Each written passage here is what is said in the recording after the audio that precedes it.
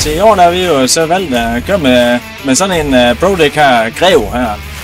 Taurus Grev her i maj-sæsonen. Og det har vi egentlig gjort, fordi vi har fået en anden bum på end den normale sætbum. Og det gør, at den er en lille smule langsommere, og så skulle vi have nogle lidt længere tænder på Greven.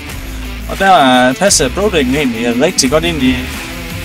Den mærkes tungere, og der virker virkelig noget jern i. Det er virkelig, og så er den virkelig stabil. Det er helt vildt, hvor stabil den er, fordi den har den der klør deroppe i toppen, så den går ind og låser, og så har den jo sådan nogle større navler end de fleste andre.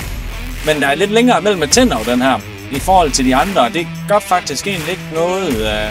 Jeg troede faktisk godt, at den tabte resten nemmere deroppe, men det gør den faktisk overhovedet ikke.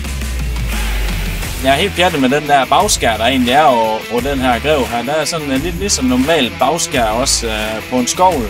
Det vil sige, når vi så kører retter af her og lægger skovlen ned på mejsen her, jamen, så kan du rette det fuldstændig af, så det ligger fuldstændig jævnt, ved at du har en ordentlig kant der du skraver imod.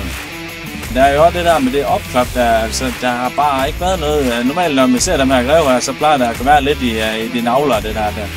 Og den er ikke blevet skånet de sidste 400 timer, den har kørt her i majsæsonen. Den går ud, og så er den lige så snart den låser, så er den bare fuldstændig stabil, ligesom skov.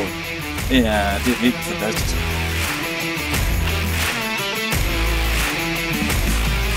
Det der med, at når den klapper op, at den lige går op imod 2 gummiklodser, det sidder pænt stramt det hele, det ikke sidder daller derude eller noget som helst. Det kører virkelig godt, det skal have. Der har ikke været noget der overhovedet.